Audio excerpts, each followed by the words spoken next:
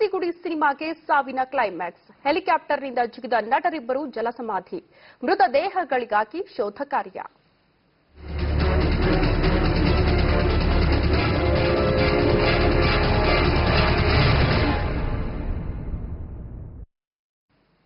Mastigudi climax ವೇಳೆ ಇಬ್ಬರು ಕಳ್ಳನಟರು ಸಾವು ಪ್ರಕರಣಕ್ಕೆ ಸಂಬಂಧಪಟ್ಟಂತೆ ತಿಪ್ಪಕೊಂಡನಹಳ್ಳಿ ಜಲಾಶಯದಲ್ಲಿ ಇಂದು ಇಬ್ಬರ ಮೃತದೇಹಕ್ಕಾಗಿ ಶೋಧ ಕಾರ್ಯ ನಡೀತಾ ಇದೆ.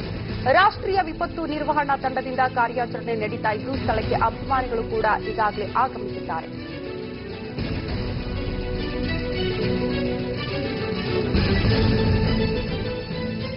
ನಿನ್ನೆ ಮಾಸ್ತಿಗುಡಿ ಚಿತ್ರದ ಕ್ಲೈಮ್ಯಾಕ್ಸ್ ಶೂಟಿಂಗ್ ವೇಳೆ ಕಳ್ಳನಟರು ಹೆಲಿಕಾಪ್ಟರ್ನಿಂದ ಜಿಗಿದು ಸಾವಿಗೀಡಾಗಿರುವಂತಹ ಪ್ರಕರಣಕ್ಕೆ ಸಂಬಂಧಪಟ್ಟಂತೆ ಇವತ್ತು ಕೂಡ ಅವರಿಬ್ಬರ ಮೃತದೇಹಗಳಿಗಾಗಿ ಶೋಧ ಕಾರ್ಯಾಚರಣೆ ಕೂಡ ನಡೆದಿರುವಂತದ್ದು.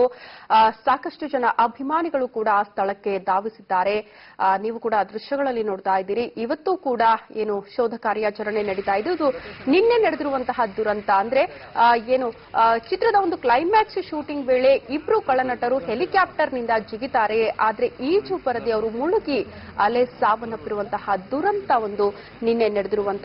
ಯಾರು ಊಹಿಸದ ದೊಡ್ಡ ಅನಾಹುತವೊಂದು ನಿನ್ನೆ ಮಾಸ್ತಿಗುಡಿ ಚಿತ್ರದ ಶೂಟಿಂಗ್ ನಲ್ಲಿ ನಡೆದಿರುವಂತದ್ದು. ರೋಚಕ ಸಾಹಸ ದೃಶ್ಯವನ್ನ ಚಿತ್ರೀಕರಿಸಲು ಹೋಗಿ ಇಬ್ಬರು ಕಳ್ಳನಟರು ಕೂಡ ಪ್ರಾಣ ಕಳೆದುಕೊಂಡಿರುವಂತಹ ದುರ್ಘಟನೆ ನಿನ್ನೆ ನಡೆದಿರುವಂತದ್ದು. ಹಾಗಾಗಿ ನಿನ್ನೆ ಕೂಡ ಶೋಧ ಕಾರ್ಯ ನಡೀತಾ ಇತ್ತು. ಆದ್ರೆ ರಾತ್ರಿ ತುಂಬಾ ಅಪಾಯ ಇರೋದ್ರಿಂದ ಮತ್ತೆ ಸ್ಥಗಿತ ಮಾಡಲಾಗಿತ್ತು. ಮತ್ತೆ ಇವತ್ತು ಬೆಳಗ್ಗೆಯಿಂದ ಮೃತದೇಹಗಳಿಗಾಗಿ ಶೋಧ ಕಾರ್ಯಾಚರಣೆ ನಡೀತಾ ಇರುವಂತದ್ದು. ನಿಜಕ್ಕೂ ಈಗ ತಾನೇ ಇಂಡಸ್ಟ್ರಿಗೆ ಕಾಲಿಟ್ಟು ಬೆಳೆಯುವಂತಹ ಕಳ್ಳನಟರಿಬ್ಬರೂ ಕೂಡ ಸಾವನ್ನಪ್ಪಿರುವಂತದ್ದು. ಯಾವುದೇ ಏನು ಸೇಫ್ಟಿ ಮೇಜರ್ಸ್ ನ ತಗೊಳ್ಳದೆ ಈ ಒಂದು ಚಿತ್ರೀಕರಣಕ್ಕೆ ಹೇಗೆ ಚಿತ್ರತಂಡ ಮುಂದಾಯಿತು ಅನ್ನುವಂತಹ ಪ್ರಶ್ನೆ ಕೂಡ ನಿನ್ನೆಯಿಂದ ಎಲ್ಲರನ್ನ ಕೂಡ ಕಾಡ್ತಾ ಇರುವಂತದ್ದು.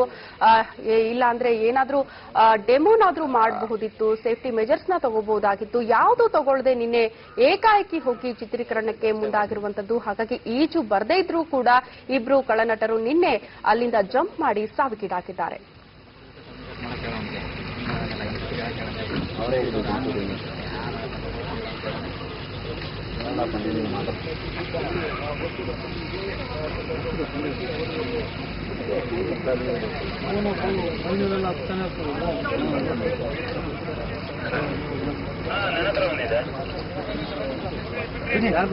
ಕಳಿಸಿಲ್ಲ, ಅದು ಇದು ಕಳಿಸಿರ್ತೀನಿ. ಅದು ಪ್ರವೀಣ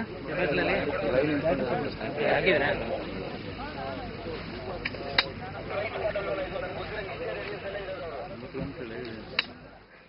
ಈ ಬಗ್ಗೆ ಮತ್ತಷ್ಟು ಡೀಟೇಲ್ಸ್ ನೀಡೋದಕ್ಕೆ ನಮ್ಮ ಪ್ರತಿನಿಧಿ ಮಂಜುನಾಥ್ ಆರ್ಯ ತಿಪ್ಪಕೊಂಡನಹಳ್ಳಿಯಿಂದ ನಮ್ಮ ಜೊತೆಗೆ ನೇರ ಸಂಪರ್ಕದಲ್ಲಿದ್ದಾರೆ. ಮಂಜುನಾಥ್, ನಿನ್ನೆ ರಾತ್ರಿ ಆಗಿರೋದ್ರಿಂದ ಶೋಧ ಕಾರ್ಯಾಚರಣೆ ಕೂಡ ಸ್ಥಗಿತಗೊಂಡಿರುವಂತದ್ದು. ಮತ್ತೆ ಈಗ ಶೋಧ ಕಾರ್ಯ ನಡೀತಾ ಇದೆಯಾ? ಹೇಗೆ ಪರಿಸ್ಥಿತಿ ಯಾವ ರೀತಿ ಇದೆ?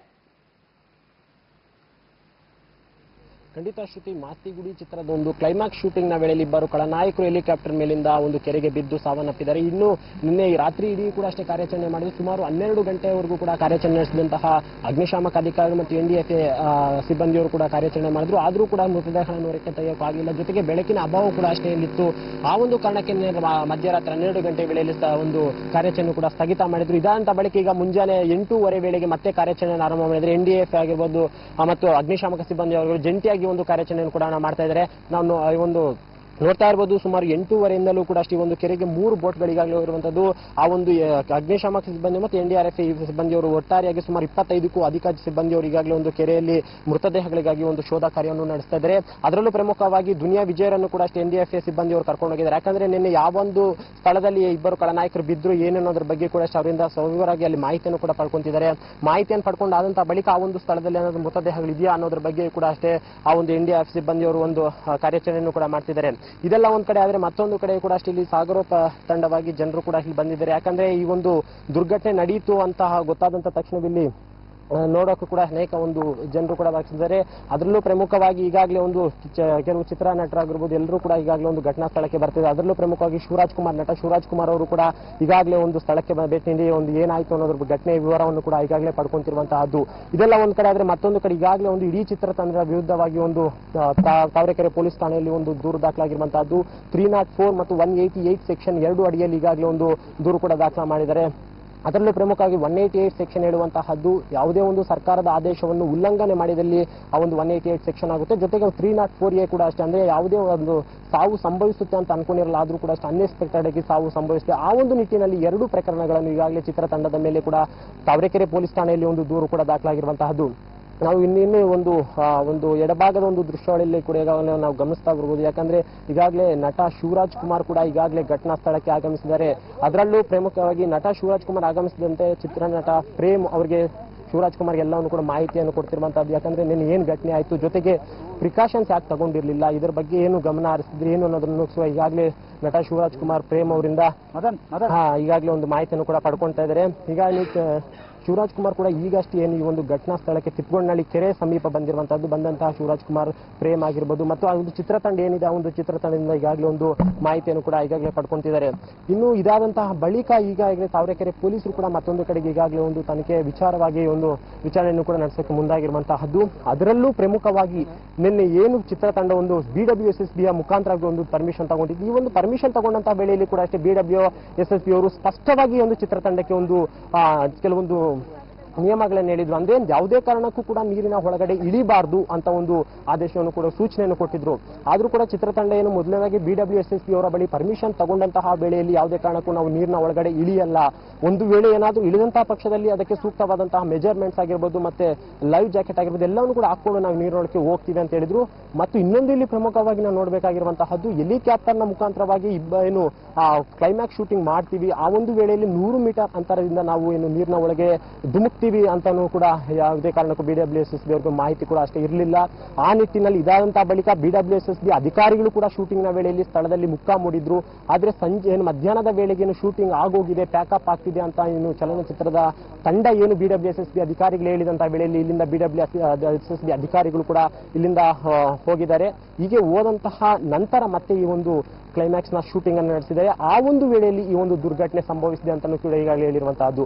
ಒಟ್ಟಾರೆಯಾಗಿ ಈ ಒಂದು ಸರ್ಕಾರದ ಒಂದು ಆದೇಶಗಳೇನಿತ್ತು ಆ ಒಂದು ಆದೇಶಗಳನ್ನು ಉಲ್ಲಂಘನೆ ಮಾಡಿರುವಂತಹ ಅಡಿಯಲ್ಲಿ ಮತ್ತು ಈ ಒಂದು ಅನ್ಎಕ್ಸ್ಪೆಕ್ಟೆಡ್ ಆಗಿ ಡೆತ್ ಆಗಿದೆ. ಅಂದ್ರೆ ಯಾವುದೇ ಕಾರಣಕ್ಕೂ ಕೂಡ ಈ ರೀತಿಯಂತಹ ದುರ್ಘಟನೆ ಸಂಭವಿಸುತ್ತೆ ಅಂತ ಯಾರು ಕೂಡ ಊಹೆ ಮಾಡಿರಲ್ಲ ಅಂತ, ಆದ್ರೂ ಕೂಡ ಒಂದು ದುರ್ಘಟನೆ ಆಗಿದೆ.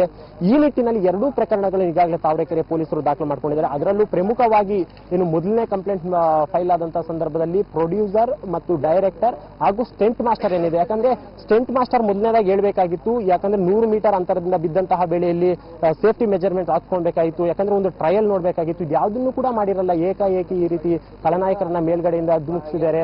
ಈ ಒಂದು ದುರ್ಘಟನೆ ಸಂಭವಿಸೋದು ಕೂಡ ಈಗಾಗಲೇ ಕಾರಣ ಆಗಿರುವಂತಹದ್ದು. ಇನ್ನ ಒಂದು ಆ ಬೋಟ್ ನ ಒಂದು ದೃಶ್ಯಾವಳಿಗಳನ್ನ ನಾವು ಒಮ್ಮೆ ನೋಡೋದಾದ್ರೆ ಈಗಾಗಲೇ NDRF ನ ಸಿಬ್ಬಂದಿಯವರು ಮೊದಲನೇದಾಗಿ ಒಂದು ಕೆರೆಗೆ ಹೋಗಿದ್ದಾರೆ. ಹೋದಂತಹ ವೇಳೆಯಲ್ಲಿ ಸುರುಳಿ ರೂಪದಲ್ಲಿ ಈಗಾಗಲೇ ಒಂದು ಕಾರ್ಯಾಚರಣೆ ಮಾಡಿದ್ದಾರೆ. ಹೀಗೆ ಮಾಡಿದಂತಹ ವೇಳೆಯಲ್ಲಿ ಕ್ಯಾಮ್ರಾಗಳನ್ನು ಕೂಡ ಅಷ್ಟೇ ಒಳಗಡೆ ಬಿಟ್ಟು ನೋಡ್ತಿದ್ದಾರೆ. ಆದ್ರೆ ಆ ಕ್ಯಾಮ್ರಾಗಳಿಗೆ ಯಾವುದೇ ರೀತಿಯಂತ ಒಂದು ಸ್ಪಷ್ಟವಾದಂತಹ ಒಂದು ಚಿತ್ರಣ ಕೂಡ ಈಗಾಗಲೇ ಸಿಕ್ಕಿಲ್ಲ ಅನ್ನೋ ಒಂದು ಮಾಹಿತಿ ಕೂಡ ಲಭ್ಯವಾಗಿರುವಂತದ್ದು. ಯಾಕಂದ್ರೆ ತುಂಬಾ ಹೋಳಿರುವಂತಹ ಕಾರಣದಿಂದಾಗಿರ್ಬೋದು ಮತ್ತು ಏನು ನೀರು ಕೂಡ ಅಷ್ಟೇ ತುಂಬಾನೇ ಕಲುಷಿತ ಆಗಿದೆ. ಆ ಒಂದು ಕಾರಣಕ್ಕೆ ಸ್ಪಷ್ಟವಾದಂತಹ ಚಿತ್ರಣ ಕೂಡ ನೀರಿನಲ್ಲಿ ಕಾಣ್ತಾ ಇಲ್ಲ ಅಂತ ಒಂದು ಮಾತನ್ನು ಕೂಡ ಈಗಾಗಲೇ NDRF ಸಿಬ್ಬಂದಿಯವರು ಹೇಳಿರುವಂತಹದ್ದು. ಆದ್ರೂ ಕೂಡ ಅಷ್ಟೇ ಅವರ ಕಾರ್ಯಾಚರಣೆಯನ್ನು ಮುಂದುವರಿಸಿದೆ. ಜೊತೆಗೆ 8 ಜನ ನುರಿತ ಒಂದು ಸ್ವಿಮ್ಮರ್ಸ್ ಕೂಡ ಈಗಾಗಲೇ ಹೋಗಿರುವಂತಹದ್ದು. ಯಾಕಂದ್ರೆ ಒಂದು ವೇಳೆ ಏನಾದ್ರೂ ಆ ನುರಿತ ಬಾಡಿಗಳೇನಾದ್ರೂ ಕಾಣಿಸಿದಂತಹ ಪಕ್ಷದಲ್ಲಿ ನುರಿತ ಒಂದು ಈಜುಗಾರರಿದ್ದರೆ ಅವರು ಕೂಡಲೇ ಆ ಒಂದು ಮೃತದೇಹಗಳನ್ನು ಹೇಗೆ ತರಬೇಕು ಏನು ಅನ್ನೋದ್ರ ಬಗ್ಗೆ ಈಗಾಗಲೇ ಒಂದು ಮಾಹಿತಿಯನ್ನು ಕೂಡ ಹಾಕಲಾಗ್ತದೆ. ಈಗಾಗಲೇ ಅಲ್ಲಿ ನೋಡ್ತಾ ಇರಬಹುದು 3 ಬೋಟ್ಗಳು ಕೂಡ ಈಗಾಗಲೇ ಸ್ಥಳದಲ್ಲಿ ನಿಂತಿವೆ. ಅಂದ್ರೆ ಈಗಾಗಲೇ ಒಂದು ಸುರುಳಿ ರೂಪದಲ್ಲಿ ಬೋಟ್ಗಳೆಲ್ಲ ಕೂಡ ಸುತ್ತಾಡಿದೆ. ಯಾಕಂದ್ರೆ ಅಕ್ಕಪಕ್ಕ ಇರುವಂತಹ ಏನೇ ವಸ್ತುಗಳಾಗಿರ್ಬೋದು ಸುರುಳಿ ರೂಪದಲ್ಲಿ ಸುತ್ತಾದಂತಹ ಪಕ್ಷದಲ್ಲಿ ಅಲ್ಲಿಗೆ ಬಂದು ಕಾಣುತ್ತೆ. ಆ ಒಂದು ವೇಳೆಯಲ್ಲಿ ಆ ಒಂದು ಸುರುಳಿ ರೂಪದಲ್ಲಿ ಇದೆಯಾ ಏನೋ ಅನ್ನೋದ್ರ ಬಗ್ಗೆ ಒಂದು ಕ್ಯಾಮ್ರಾಗಳನ್ನ ಹಾಕಿ ನೋಡ್ತಾ ಇರ್ಬೋದು. ನಾವು ನೋಡ್ತಾ ಇರೋ ದೃಶ್ಯಾವಳಿಯಲ್ಲಿ ಕೂಡ ಅಷ್ಟೇ ಕ್ಯಾಮ್ರಾಗಳನ್ನ ಹಾಕಿ ಏನು ಸುರುಳಿ ರೂಪದಲ್ಲಿ ಮಾಡ್ಕೊಂಡಿದ್ದಂತಹ ಬಳಿಕ ಕ್ಯಾಮ್ರಾಗಳನ್ನ ಹಾಕಿ ಮೃತದೇಹಗಳೇನಾದ್ರು ಇದೆಯಾ ಇಲ್ವಾ ಅನ್ನೋದನ್ನು ಕೂಡ ಈಗಾಗಲೇ ನೋಡ್ತಾ ಇರಬಹುದು. ಯಾಕಂದ್ರೆ ನೀರಿನ ಒಳಗಡೆ ಕ್ಯಾಮ್ರಾಗಳನ್ನು ಬಿಡ್ತಿದ್ರು ಕೂಡ ಅಷ್ಟೇ ಸ್ಪಷ್ಟವಾದಂತಹ ಒಂದು ಚಿತ್ರಣ ಇನ್ನೂ ಕೂಡ ಅಷ್ಟೇ ಕ್ಯಾಮ್ರಾಗಳಿಗೆ ಸಿಕ್ತಿಲ್ಲ. ಆದ್ರೂ ಕೂಡ ಅಷ್ಟೇ ಅವರು ಪ್ರಯತ್ನ ಮಾಡ್ತಾರೆ. ಅದರಲ್ಲೂ ಪ್ರಮುಖವಾಗಿ ಆ ಒಂದು ದೃಶ್ಯಗಳಲ್ಲಿ ನಾವು ನೋಡ್ತಾ ಇರಬಹುದು ದುನಿಯಾ ವಿಜಯ್ ಪ್ರತ್ಯಕ್ಷವಾಗಿ ಅವರು ಕೂಡ ಅಷ್ಟೇ, ಅಂದ್ರೆ ಅವರ ಒಂದು ಘಟನೆ ಆದಂತಹ ವೇಳೆಯಲ್ಲಿ ಅವರು ಕೂಡ ಹೆಲಿಕಾಪ್ಟರ್ ನಿಂದ ಜಿಗಿದಿದ್ರು. ಆ ಒಂದು ಕಾರಣಕ್ಕೆ ದುನಿಯಾ ವಿಜಯ್ ಕೂಡ ಅಷ್ಟೇ ಈ ಒಂದು ಘಟನಾ ಸ್ಥಳಕ್ಕೆ ಅವರು NDRF ಮತ್ತು ಅಗ್ನಿಶಾಮಕ ಸಿಬ್ಬಂದಿಯವರ ಜೊತೆಯಾಗಿ ಅವರು ಹೋಗಿ ಅಲ್ಲಿ ತೋರಿಸ್ತಾ ಇದ್ದಾರೆ ಏನಾಯ್ತು ಹೇಗಾಯ್ತು ಮತ್ತು ಯಾವ ಒಂದು ಪ್ಲೇಸ್ ನಲ್ಲಿ ಆ ಒಂದು ಇಬ್ಬರು ಖಳನಾಯಕರು ಕೂಡ ಬಿದ್ರು ಅನ್ನೋದ್ರ ಬಗ್ಗೆ ಕೂಡ ಅವರು ಸವಿವರವಾಗಿ ತೋರಿಸ್ತಾ ಇದ್ದಾರೆ. ಜೊತೆಗೆ ಆ ಒಂದು ಕೆರೆಯನ್ನು ನಾವು ನೋಡ್ತಾ ಇರಬಹುದು. ಇದು ಬಹಳ ದೊಡ್ಡ ಕೆರೆ, ತಿಪ್ಪಗೊಂಡನಹಳ್ಳಿ ಕೆರೆ ಅಂದ್ರೆ ಬಹಳ ದೊಡ್ಡ ಕೆರೆ ಆಗಿದಂತಹ ಕಾರಣದಿಂದ ಮೃತದೇಹಗಳನ್ನು ಹುಡುಕೋಕೆ ಸಾಕಷ್ಟು ರೀತಿಯಂತ ಒಂದು ಪ್ರಯತ್ನ ಮಾಡ್ತಿದ್ರು ಕೂಡ ಇದುವರೆಗೆ ಯಾವುದೇ ರೀತಿಯಂತ ಒಂದು ಸಫಲತೆ ಕೂಡ ಕಂಡಿಲ್ಲ ಅಂತ ಹೇಳ್ಬೋದು. ಆದ್ರೂ ಕೂಡ ಅಷ್ಟೇ ಅಧಿಕಾರಿಗಳು ಹೇಳುವಂತಹ ಪ್ರಕಾರವಾಗಿ ಬಹುತೇಕ ಇವತ್ತು ಸಂಜೆ ಒಳಗಾಗಿ ನಾವು ಆದಷ್ಟು ಮೃತದೇಹಗಳನ್ನು ಹೊರಗೆ ತೆಗಿತೀವಿ ಅನ್ನೋ ಒಂದು ಮಾತನ್ನು ಕೂಡ ಹೇಳ್ತಿದ್ದಾರೆ. ಮತ್ತೊಂದು ಕಡೆ ಕೂಡ ಅಷ್ಟೇ ಈ ಒಂದು ಸತ್ತವರಂತಹ ಕುಟುಂಬಸ್ಥರು ನಮಗೆ ಯಾವುದೇ ಕಾರಣಕ್ಕೂ ಮೃತದೇಹಗಳನ್ನು ಹೊರಗಡೆ ತೆಗೆಯೋಕೆ ಡಿಲೇ ಮಾಡಬೇಡಿ, ಆದಷ್ಟು ಬೇಗ ಈಗಾಗಲೇ ನಮಗೆ ಅನ್ಯಾಯವಾಗಿದೆ, ಜೊತೆಗೆ ಮಗಳನ್ನು ಕೂಡ ಕಳ್ಕೊಂಡಿದ್ದೀವಿ, ಆದಷ್ಟು ಬೇಗ ಮೃತದೇಹಗಳನ್ನು ನಮಗೆ ಕೈಗಾದ್ರೂ ಕೊಡಿ ಅಂತ ಅವರು ಕೂಡ ಈಗಾಗಲೇ ಅಧಿಕಾರಿಗಳ ಜೊತೆ ಮನವಿ ಮಾಡ್ಕೊಂತಿದ್ದಾರೆ. ಅದೇ ವಿಚಾರವಾಗಿ ಸಿನಿಮಾ ತಂಡದವರಾಗಿರ್ಬೋದು, ಸಿನಿಮಾ ನಟರಾಗಿರ್ಬೋದು, ಎಲ್ಲರೂ ಕೂಡ ಅಷ್ಟೇನು ಸಿಬ್ಬಂದಿಯವರ ಜೊತೆ ಈಗಾಗಲೇ ಒಂದು ಮನವಿ ಮಾಡಿದ್ದಾರೆ, ಆದಷ್ಟು ಬೇಗ ಮೃತದೇಹಗಳನ್ನು ಹೊರಗೆ ತೆಗೀರಿ ಅಂತ. ಈಗ ಒಂದು ರಕ್ಷಣಾ ಕಾರ್ಯಾಚರಣೆ ಆರಂಭವಾಗಿದ್ದು ಈಗಾಗಲೇ 1 ಗಂಟೆ ಕಳೆದಿದೆ. 1 ಗಂಟೆಯಿಂದಲೂ ಕೂಡ ಸತತವಾಗಿ ಎಸ್ ಮಂಜುನಾಥ್ ಮತ್ತೆ ನಿಮ್ಮನ್ನ ಸಂಪರ್ಕ ಮಾಡ್ತೀನಿ. ಯಾರು ತಲೆ ಮೇಲೆ ಇಟ್ಟರು ಸರಿಯಾಗಿ ಈ ಒಂದು ಘಟನೆ ನಡೆದಾಗ ನಾವೆಲ್ಲರೂ ಕೂಡ ಇದ್ದೀವಿ, ನಾವು ಕೂಡ ಕೈ ತೆಗಿ. ನೀವು ಏನು ಹೇಳ್ತೀವಿ? ತುಂಬಾ ಡಿಫಿಕಲ್ಟ್ ಸಿಚುವೇಶನ್. ಏನೇ ಮಾತಾಡೋದಕ್ಕೂ ನಾವೇ ಇಂಡಸ್ಟ್ರಿಯಿಂದ ನಮಗೆ we feel ashamed to talk. ಏನ್ ಮಾತಾಡ್ಬೇಕು, ನಮಗೆ ಅವಮಾನ ಆಗ್ತಾ ಇದೆ. ಇಂಡಸ್ಟ್ರಿಲಿ ಇರೋದ್ರಿಂದ ನಮ್ಗೆ ಅವಮಾನ ಆಗ್ತಿದೆ. ಯಾಕೆ? ಸಾಕಷ್ಟು ಫೆಸಿಲಿಟೀಸ್ ಇದೆ ಇಟ್ಕೊಂಡು ನಾವೇ ತಪ್ಪು ಮಾಡಿದ್ರೆ ಇನ್ನು ಮಾಮೂಲಿ ಜನಕ್ಕೆ ಹೆಂಗೆ ಅನ್ನೋದೊಂದು ಕ್ವಶನ್ ಮಾರ್ಕ್ ರೈಸ್ ಆಗುತ್ತೆ. ಯಾಕಂದ್ರೆ ಇದು ಎಲ್ಲರೂ, ಇಡೀ ಫಿಲ್ಮ್ ಇಂಡಸ್ಟ್ರಿ ನಾವೆಲ್ಲರೂ ಯು ಶುಡ್ ಥಿಂಕ್ ಬ್ಯಾಕ್. ಇವಾಗಿನ ನಾವು ಇಂಡಸ್ಟ್ರಿಗೆ ಬಂದು 30 years ಆಯಿತು. 30 years ಇಂದ ಅವಾಗ ಇದ್ದಿದ್ದ ಫೆಸಿಲಿಟೀಸ್ಗೂ ಇವಾಗ ಇದ್ದಿದ್ದ ಫೆಸಿಲಿಟೀಸ್ ಸಿಕ್ಕಾಪಟ್ಟೆ ಡಿಫ್ರೆಂಟ್ ಇದೆ. ಸೊ ನಾವು ಇನ್ನು ಏನೇನು ಮಾಡ್ಬೋದು ಅನ್ನೋದಕ್ಕೆ ಇದು ಮಾಡ್ಬೋದೇ ಹೊರತು ಇದು ದೊಡ್ಡ ವಿಷಯ ಅಲ್ಲ. ಯಾಕೆ ಮನುಷ್ಯನ ಪ್ರಾಣ ಹೆಚ್ಚು ಹೊರತು ಈ ಥರ ಮಾತಾಡೋ ಸನ್ನಿವೇಶಗಳು ಮಾಡ್ತಾ ಇರ್ತೀವಿ, ಹೋಗ್ತಾ ಇರ್ತೀವಿ. ಬಟ್ ಅದು ಮಾಡಬೇಕಾದ್ರೆ ಇಲ್ಲಿ ಮಾಡೋದು ಸೂಕ್ತನ ಪ್ರಾಪರ್ ಆಗಿ ಮಾಡ್ಬೋದಾ ಅನ್ನೋದು ಪ್ರತಿಯೊಬ್ಬರಿಗೂ ಗಮನಕ್ಕೆ ಹೋಗ್ಬೇಕು. ಅದು ಪ್ರೊಡ್ಯೂಸರ್ ಆಗಿರ್ಬೋದು, ಡೈರೆಕ್ಟರ್ ಆಗಿರ್ಬೋದು, ಇಲ್ಲ ಕೋಸ್ಟಾರ್ಗಳಾಗಿರ್ಬೋದು. ಇವನ್ ಕೋಸ್ಟಾರ್ಗಳು ಅಷ್ಟೇ ಮಾಡೋಕ್ಕಾಗಲ್ಲ ಅಂತ ಹೇಳಬೇಕಾಗಿತ್ತು ಅಂತ ನನ್ನ ಭಾವನೆ. AK-47 ಇಂಥ ಒಂದು ಸೀನ್ ಇತ್ತು, ಜೊತೆಗೆ ಈ ಸಿನಿಮಾ ಕ್ಲೈಮ್ಯಾಕ್ಸ್ ಇಂಥ ಇಲ್ಲೂ ಕೂಡ ಒಂದು ಸೀನ್. ಅಂದ್ರೆ ಕಲಾವಿದರು ಎಷ್ಟು ಜಾಗೃತವಾಗಿರ್ಬೇಕು ಅಂತ ಹೇಳ್ತಾರೆ. ಇಲ್ಲ, ಐ ಥಿಂಕ್ ಬೇಸಿಕಲಿ ಅದಕ್ಕೆಲ್ಲ ಒಂದು ಅರೇಂಜ್ಮೆಂಟ್ಸ್ ಬೇಕು, ಏನಾದ್ರು ಪ್ರಾಪರ್ ಅರೇಂಜ್ಮೆಂಟ್ಸ್ ಬೇಕು. ನಾವು ಎಲ್ಲಿ ಮಾಡ್ತೀವಿ ಆ ಜಾಗನ ಬಂದ್ಬಿಟ್ಟು ನಾವು ಇಲ್ಲಿ ಮಾಡೋಕ್ಕೆ ಪರ್ಫೆಕ್ಟ್ ಆಗಿ ಇದೆಯಾ ಇಲ್ವಾ. ಯಾಕಂದ್ರೆ ನಾವು ಅಲ್ಲಿ ಅದು AK-47 ಮಾಡಿ ಸಮುದ್ರ ಇರೋದು. ಸೊ ಅದಕ್ಕೂ ಇದಕ್ಕೂ ತುಂಬಾ ಡಿಫ್ರೆನ್ಸ್ ಇದೆ. ನಾವು ಇಲ್ಲಿ ಈ ವಾಟರ್ ಸರಿ ಇಲ್ಲ ಅಂತ ಹೇಳ್ತಾರೆ, ನಮಗೂ ಹೋಗಿದೆ. ನಾವು ತಿಳ್ಕೊಂಡು ಇಲ್ಲಿ ಡ್ಯಾಮ್ಲೇ ಮಾಡಿದ್ದೀವಿ ಅಂದ್ರೆ ಅದು ಆ ಕಡೆ ಸೈಡ್ ವಾಟರ್ ಮಾಡಿದ್ದೀವಿ, ದಟ್ ಸೈಡ್ ವಾಟರ್ ಇದೆಯಲ್ಲ ಅಲ್ಲಿ ಮಾಡಿದ್ದೀವಿ. ಅಲ್ಲಿ ಮಾಡಿದಾಗ ಫ್ಲೋಯಿಂಗ್ ದೊರೆ ನಾವು ಸೆಂಟ್ರಲ್ ರಿವರ್ ಇಂದ ನಾನು ಬೋಟ್ಲ್ ಒಬ್ಬನೇ ಮಲ್ಗಿರ್ತೀನಿ, ಅಲ್ಲಿಂದ ಕೇಳ್ಕೊಂಬರ್ತಾ ಇರ್ತೀನಿ. ಅದೆಲ್ಲ ಮಾಡಿದ್ವಿ ನಾವು. ಆಮೇಲೆ ಅಂಡಮಾನ್ ಸಮುದ್ರದಲ್ಲಿ ಸೆಂಟ್ರಲ್ ಸೀಲ್ ಧುಮುಕಿದೀವಿ. ಅವಾಗ ಸೇಫ್ಟಿನೆಸ್ ಹೆಂಗಿದ್ರು ಅಂದ್ರೆ ಫುಲ್ ಈ ಕಡೆ ಸೈಡ್ ಕಂಪ್ಲೀಟ್ ಬೋಟ್ ಕವರ್ ಮಾಡಿ ಯಾವ ಆಂಗಲ್ ಇಡ್ತೀವಿ ಅದೆಲ್ಲ ಇತ್ತು. ಬಟ್ ಇಲ್ಲಿ ಏನ್ ಎಡವಿದ್ರು ನಾವು ಅವಾಗ ಮಾಡ್ಬೇಕನ್ನ ಪರವಾಗಿಲ್ವಾನೋ ಅಂತ ಅನ್ಸ್ತಾ ಇತ್ತು. ಇಲ್ಲಿ ಎಲ್ಲಿ ಯಾರ ಮೇಲೆ ತಪ್ಪು ಹೇಳಿದ್ರು ತಪ್ಪಾಗುತ್ತೆ ಅದು. ಯಾಕೆ ನಮ್ಮನ್ನ ನಾವೇ ಬ್ಲೇಮ್ ಮಾಡ್ದಂಗೆ ಆಗುತ್ತೆ ಅದು. ಟೆಕ್ನಾಲಜಿ ಇಷ್ಟೊಂದು ಮುಂದುವರೆದ ಅಂದ್ರೆ ಎಕ್ವಿಪ್ಮೆಂಟ್ಗಳನ್ನು ಬಳಸ್ಕೊಂಡು ಮಾಡ್ಬೋದಾಗಿದೆ ಅಂತ ನಾನು ನೆನ್ನೆನೂ ಅದೇ ಹೇಳಿದ್ದು. ಟೆಕ್ನಾಲಜಿ ತುಂಬಾ ಇರ್ಬೇಕಾದ್ರೆ we could use lot of ತುಂಬಾ ಇದಿದೆ. ಇದು ದೊಡ್ಡ ವಿಷಯ ಏನೂ ಅಲ್ಲ. ಇದು ಏನು ಇದ್ರಲ್ಲಿ ಏನು ನಾವು ನೋಡಿ ತೋರಿಸ್ಬೇಕಾಗಿಲ್ಲ. ಏನೋ ಯಾರು ಮಾಡದೇ ಇರೋದು ನಾವು ಮಾಡ್ಬಿಟ್ವಪ್ಪ ಅನ್ನೋದಲ್ಲ. ಮಾಡಿದ್ದಾರೆ ಎಲ್ರು, ಎಷ್ಟೋ ಜನ ಮಾಡಿದ್ದಾರೆ. ಬಟ್ ಇಲ್ಲಿ ಮಾಡ್ಬೇಕಾದ್ರೆ ಮಾಡೋರ್ ಕೈಯಲ್ಲಿ ಅದು ಎಷ್ಟು ಮಟ್ಟಿಗೆ ಸಾಧ್ಯ ಅನ್ನೋದನ್ನು ನಾವು ಚೆಕ್ ಮಾಡ್ಬೇಕಾದ ನಮ್ಮ ಒಂದು ಮಾರಲ್ ಡ್ಯೂಟಿ ಅದು. ಯಾಕಂದ್ರೆ you should think about everybody's family. ಬರೀ ಏನು ಮೈನ್ ಹೀರೋಸ್ಗಳಿಗೆ ಮಾತ್ರ ಫ್ಯಾಮಿಲಿ ಅಲ್ಲ, ಎಲ್ರಿಗೂ ಫ್ಯಾಮಿಲೀಸ್ಗಳಿದೆ. ಅದು ನಾವು ಯೋಚನೆ ಮಾಡಬೇಕು. ಪ್ರಾಣ ಎಲ್ರಿಗೂ ಒಂದೇ ಅಲ್ವಾ? ಎಲ್ಲರ ಮೈಯಲ್ಲೂ ರಕ್ತ ತಾನೆ. ನಮ್ಮ ಮೈಯಿಂದ ಬಂದ್ರು ರಕ್ತಾನೆ, ಅವ್ರ ಮೈಯಿಂದ ಬಂದ್ರು ರಕ್ತಾನೆ. ರಕ್ತಾನೆ. ಸೊ ರಕ್ತಕ್ಕೆ ವ್ಯಾಲ್ಯೂ ಕೊಡಬೇಕು. ನಾ ರಕ್ತನ ಕೊಟ್ಟವ್ರು ಯಾರು? ನಮ್ಮ ಹೆತ್ತವರು. ಅವ್ರ ಜವಾಬ್ದಾರಿ ಅವ್ರ ಮುಖ ನಾವ್ ಹೆಂಗ್ ಏನ್ ಆನ್ಸರ್ ಮಾಡ್ತೀವಿ ಅವ್ರಿಗೆ? ಇಲ್ಲ ಒಂದು ಇದು ಟೀನೇಜರ್ಸ್ ವರ್ಗೂ ಫ್ಯಾಮಿಲಿ ನೋಡ್ಕೊಳ್ತಾ ಇರ್ತಾರೆ. ಅದಾದ್ಮೇಲೆ ಹೆಂಡತಿ ಬರ್ತಾರೆ, ಅವ್ರ ಮಕ್ಳಾಗ್ತಾರೆ, ಅವ್ರ ಗತಿ ಏನು? ಅದೆಲ್ಲ ನಾವು ಯೋಚನೆ ಮಾಡ್ಬೇಕಲ್ಲ. ಸ್ಮಾಲ್ ಥಿಂಗ್ಸ್ ನಾವು ಯೋಚನೆ ಮಾಡದೆ ಹೋದ್ರೆ ಬಹಳ ಕಷ್ಟದಲ್ಲಿ ಇವತ್ತು ನಾವು ಎಲ್ಲೂ ಯಾರನ್ನೂ ಫೇಸ್ ಮಾಡಕ್ಕಾಗ್ತಿಲ್ಲ. ಆ ಲೆವೆಲ್ ಆಗ್ಬಿಟ್ಟಿದೆ. ಉದಯ್ ಜೊತೆಲಿ ಮಾಡಿಲ್ಲ ಸಿನಿಮಾನ. ಬಟ್ ಉದಯ್ ನಾನು ಸೈಮಾ ಅವಾರ್ಡ್ಸ್ಲಿ ಸ್ಟಿಲ್ಲ ತೆಗೆಸ್ಕೊಂಡು ಬಹಳ ಚೆನ್ನಾಗಿ ಮಾತಾಡಿದ್ವಿ. ನಾವು ತುಂಬಾ ಸರಿ ಮಾಡ್ಬೇಕು ಸಿನಿಮಾ ಅಂತಿತ್ತು. ಬಟ್ ಮಾಡಕ್ಕಾಗಿಲ್ಲ ಪಾಪ. ಬಟ್ ಅನಿಲ್ ಜೊತೆಲಿ ಇವಾಗ ಕಂಟಿನ್ಯೂಸ್ ಒಂದು 7-8 months ಜೊತೆಲೇ ಇದ್ದೀವಿ. ಜೊತೆಲೇ ಇದೀವಿ. ಶ್ರೀಕಂಠ ಆಮೇಲೆ ಬಂಗಾರ ಸನ್ ಆಫ್ ಬಂಗಾರ ಮಸೀದ್ ಇಬ್ರು ಜೊತೆಲೇ ಇದೀವಿ. 7 ತಿಂಗಳು ನಾವು ಒಂದೇ ಕ್ಯಾರವನ್ ಕೂತ್ಕೊಂಡು ಊಟ ಮಾಡೋದೇನು. ನಮ್ಮ ಮನೇಲಿ ಬಂದು ನಮ್ಮ ಮನೆ ಹತ್ರ ಶೂಟಿಂಗ್ ನಡೀತಾ ಇತ್ತು. ಅವಾಗ ಅಲ್ಲಿ ಊಟ ಮಾಡಿ ನನ್ನ ಜೊತೆಲಿ ಗೀತಿನ ಕೇಳಿ ಜೊತೆಲೆಲ್ಲ ಫೋಟೋ ತೆಗೆಸ್ಕೊಂಡವರು. ಮೊಬೈಲ್ಸ್ಲೆಲ್ಲ ಇದೆ ಅದು. ಇವಾಗೆಲ್ಲ ಫೇಸ್ಬುಕ್ ಎಲ್ಲ ಓಡಾಡ್ತಿದೆ ಅದು. ನೋಡಿದಾಗೆಲ್ಲ ಹೊಟ್ಟೆ ಉರಿತೆ ಪಾಪ. ನಾನು ಏನು ಅವ್ರ ತಾಯಿನ ಅವ್ರ ಮನೆಯವ್ರು ಎಲ್ಲರೂ ನೈಸ್ ರೋಡ್ ಹತ್ರ ಶೂಟಿಂಗ್ ಬರ್ಬೇಕಾದ್ರೆ ಬಂದು ಕ್ಯಾರವಾನ್ಗೆ ಬಂದು ಸ್ಟಿಲ್ ತರ ತೆಗೆಸ್ಕೊಂಡು ನಮ್ಮ ಜೊತೆಲಿ ಟೀ ಕುಡಿದು ಪಾಪ ಅವ್ರನ್ನೆಲ್ಲ ನೋಡಿದಾಗ ನೆನ್ಸ್ಕೊಂಡ್ರೆ ಒಂಥರ ಮೈಯೆಲ್ಲ. ಈಗ ಒಂದು ಆರೋಪ ಇರೋದು ಖಳನಟರಿಗೆ ಸರಿಯಾದ ರಕ್ಷಣೆ ಕೊಟ್ಟಿರ್ಲಿಲ್ಲ ಅಂತ. ನಟರಾದವರಿಗೆ ರಕ್ಷಣೆ ಕೊಟ್ಟಿದ್ರು. ಅದೇ ಸರ್ ನಾನು ಹೇಳ್ತಿರೋದು.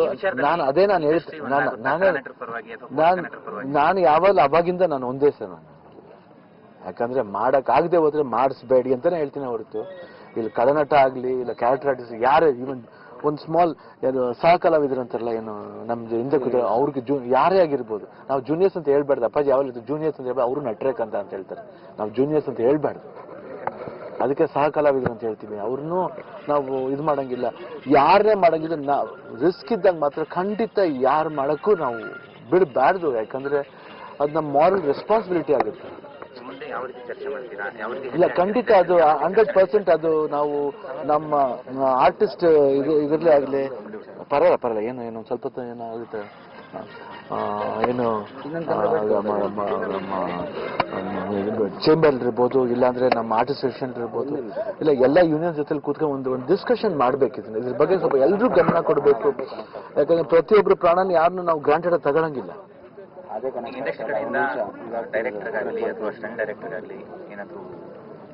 100% they should not take it lightly. Never you should take it lightly. It's a warning from my side. It is not a lighter thing. ಇದನ್ನೆಲ್ಲ ಯೋಚನೆ ಮಾಡಬೇಕಾಯ್ತು ಮಾಡೋಕ್ಕೂ ಮುಂಚೆ. It's a warning for everybody. Even for me, for everybody it's a warning. ಯೋಚನೆ ಮಾಡ್ಬಿಟ್ಟು ಮಾಡಿ. ಯಾವಾಗಲೂ ಈಸಿಯಾಗಿ ತಗೋಬೇಡಿ ಈಸಿಯಾಗಿ. ಸುಮ್ಮನೆ ಬರ್ತಿದೆಯಲ್ಲ ಅದೊಂದು ಗಿಫ್ಟ್. ಅದು ಆ ಗಿಫ್ಟ್ನ ಕಾಪಾಡ್ಕೊಂಡು ಹೋಗ್ಬೇಕು. ಆ ಗಿಫ್ಟ್ನ ಎಲ್ಲೆಲ್ಲೋ ಬಿಸಾಕ್ಬಿಡೋದಲ್ಲ. ಇವತ್ತು ನೋಡಿ ಆ ಎರಡು ಗಿಫ್ಟ್ನ ನಾವು ಎಲ್ಲೋ ಬಿಸಾಕ್ದಂಗೆ ಆಗ್ಬಿಡ್ತಲ್ಲ. ಯಾರ ರೆಸ್ಪಾನ್ಸಿಬಿಲಿಟಿ ಅದಕ್ಕೆ? They should concentrate. ಎರಡು ಕುಟುಂಬಗಳಿಗೆ ಇಂಡಸ್ಟ್ರಿ ಕಡೆಯಿಂದ ಐ ಥಿಂಕ್ ನಾವು ಯಾವಾಗ ಜೊತೆ ಇರ್ತೀವಿ ಅದ್ರ ಬಗ್ಗೆ ನಾವೇನು ಮಾತಾಡಂಗಿಲ್ಲ ಸರ್. ಯಾವಾಗಿದ್ರು ಅವ್ರು ಒಳ್ಳೆತನಕ್ಕೂ ಜೊತೆ ಇರ್ತೀವಿ, ಕೆಟ್ಟತನಕ್ಕೂ ಒಳ್ಳೇದಿರ್ತೀವಿ. ಅದು ಕೆಟ್ಟತನಕ್ಕೆ ಒಳ್ಳೆ ಜೊತೆ ಇರಬೇಕಾದ ಅವಶ್ಯಕತೆ ಇರಬಾರ್ದು ಅನ್ನೋದೇ ನನ್ನ ಭಾವನೆ. ಒಳ್ಳೇದಾಗ ನಡ್ಕೊಂಡು ಹೋಗ್ಬಿಟ್ರೆ ತುಂಬಾ ಈಸಿ ಆಗಿರುತ್ತೆ. ಯಾಕಂದ್ರೆ ಕೆಟ್ಟದಾಗಿರ್ಬೇಕಾದ್ರೆ ಮಾತ್ರ ಸಪೋರ್ಟ್ ಇರ್ಬೇಕಂತ ಅಲ್ಲ ಮನುಷ್ಯನಿಗೆ. ಒಳ್ಳೇದಾಗಿರ್ಬೇಕಾದ್ರೂ ಅದು ಸಪೋರ್ಟ್ ಇರಬೇಕು. ಅದು ಪರಸ್ಪರ. ಅದು ರಿಲೇಶನ್ಶಿಪ್ಗೆ ನಾವು ಕೊಡೋ ವ್ಯಾಲ್ಯೂ. ಅದು ಅವ್ರು ಹೋಗ್ಬಿಟ್ರಲ್ಲ ಅಂತ ಬಿಟ್ಟು ಇವಾಗ ಮಾಡೋದಲ್ಲ. ಇರ್ಬೇಕಾದ್ರೂ ಚೆನ್ನಾಗಿರ್ಬೇಕನ್ನೋದು ನಮ್ಮ ಆಸೆ. ಅದು ಇಂಡಸ್ಟ್ರಿ ಚೆನ್ನಾಗಿ ಎಲ್ಲ ಜೊತೆಲಿ ಕೂತ್ಕೊಂಡು ಮಾತಾಡ್ಬೇಕಾದ್ರು we will do it. I think ಅದೆಲ್ಲ ಮಾತಾಡ್ತೀವಿ. ಅದೆಲ್ಲ ಮಾತಾಡ್ಬಿಟ್ಟು ನೋ ಪ್ರಾಬ್ಲಮ್ ಅಬೌಟ್. ಅದನ್ನ ನಾವು ಕೊಡೋದು ನಾನು ಹೇಳ್ಕೊಳ್ಳೇಬಾರ್ದು. ಎಡಗಡೆ ಕೊಡೋದನ್ನ ಬಲ್ಗಡೆ ಕೊಟ್ಟಾಗ್ಬಿಡೋದು. ಅದು ಮಾಡೇ ಮಾಡ್ತೀವಿ. Thank you.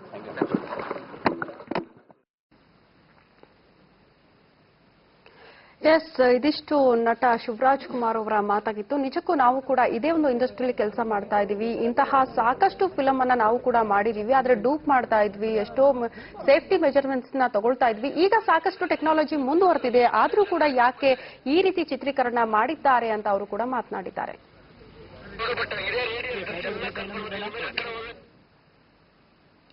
ಎಸ್, ಇವತ್ತು ಕೂಡ ಕಳನಟರ ಮೃತದೇಹಕ್ಕಾಗಿ ಶೋಧ ಕಾರ್ಯಾಚರಣೆ ಮುಂದುವರೆದಿದೆ. ಈ ಬಗ್ಗೆ ಮತ್ತಷ್ಟು ಅಪ್ಡೇಟ್ಸ್ ಕೊಡ್ತೀವಿ ಬ್ರೇಕ್ ಆದ್ಮೇಲೆ.